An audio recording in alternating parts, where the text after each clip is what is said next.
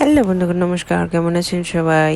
এই যে দেখতে পাচ্ছেন কচু, এই কচু কিন্তু কিনা না, এটা আমার বাগানের কচু। আমি যে বাগান দেখাইতাম, বাগান দেখাই, সেই বাগানের কচু। অনেক কষ্টে আমি অনেক পরিশ্রম করি কচু গাছ লাগাইছি, তো কচু শাক খাবো। বাবারে বাবা, খাবো না? এত কষ্ট করছি কিসের জন্য? খাবার জন্যই তো, করার জন্য, তার জন্যই তো করছি কষ্ট। তো কচু আমি রান্না করব মসুর ডাল আর রসুন, পেঁয়াজ, যা কিছু দেওয়ার মশলাপাতি সব দিয়ে আমি বসাই দিয়েছি। আমি আসলে কচুটা ভর্তা ভর্তা একেবারে মাখা মাখা করে রান্না করব। তো আমি এখানে কষানো কষি কিচ্ছু না, জাস্ট আমি সব কিছু ধুয়ে বসাই দিয়েছি। একটু রসুন বেশি করে দিছি, কাঁচামরিচ দিছি, মসুর ডালটা ধুয়ে দিছি। এগুলো আমি ঢাকা দিয়ে দিলাম। আর কিচ্ছু করব না, শুধু খালি যাব, মাঝে মধ্যে যাব আর একটু করে নাড়ে দেবো, যাতে নিচে না লেগে যায়, কারণ ডালটা তাড়াতাড়ি সিদ্ধ হয়ে যাবে, ডালটা নিচে লেগে যাবে। তো মাঝে মধ্যে নেড়ে দিতে হবে। তো আমি নেড়ে নেড়ে দিচ্ছি। আর জালটা কিন্তু যখনই দেখতেছি যে কমে আসতেছে, নিচে লাগবে, তখনই আমি কিন্তু জালটা কমাই দিছি।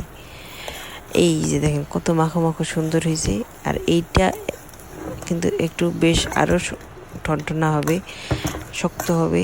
আর আমি কিন্তু মরিচগুলো গোটা দিচ্ছি, যে মরিচগুলো যাতে একটু ঝাল হয় তার জন্য একটু গ্লাস দিয়ে বেটে দিচ্ছি। আমি কিন্তু মাছের ঝোল রান্না করলে পেঁয়াজটা এইভাবে বেটে দিই, একটু বুদ্ধি খাটাই আর কি। পেঁয়াজ গলে না তো কি, আমি গলায় দিব। বাবারে বাবা, এখানেও মরিচ গলে নাই তো কি, মরিচ গলায় দিব। আর দিলাম এখন একটু সরিষার তেল দেওয়ার পরে একটু ভালো মতো করে নেড়ে চেড়ে পাটির মধ্যে তুলে নেব। পরিবেশনের পালা, গরম গরম। তো আরেকটা আমি আজকে হচ্ছে কচু শাক, আরেকটা তরকারি রান্না করব, সেটা হচ্ছে ফেলে দেওয়া শাক। কিন্তু মানুষ কিন্তু ফেলে দেয়, গরুক খাওয়ায়, কিন্তু আমি সেটা রান্না করে খাবো। এই যে আমার কচু শাকটা কেমন হয়েছে দেখেন, অবশ্যই টেস্টি হবে। আর এটা হচ্ছে কিন্তু সেই একটু, প্রথমে চিনতে না পারলেও বলে দিই, কেন কষ্ট করবেন, বুদ্ধি খাটাবেন, কী দরকার আছে বাবা। সেটা হচ্ছে তরমুজের খোসা উপরে, ওটা হচ্ছে আমি ভাজি করব। তরমুজটা খাওয়ার পরে, লালটা খাওয়ার পরে সাদা অংশটা ফেলে দেয় মানুষ, গরু খাওয়ায়, আমি খাই না। গরু খাওয়াই, নিজে খাই, নিজে টাকা বাঁচাই।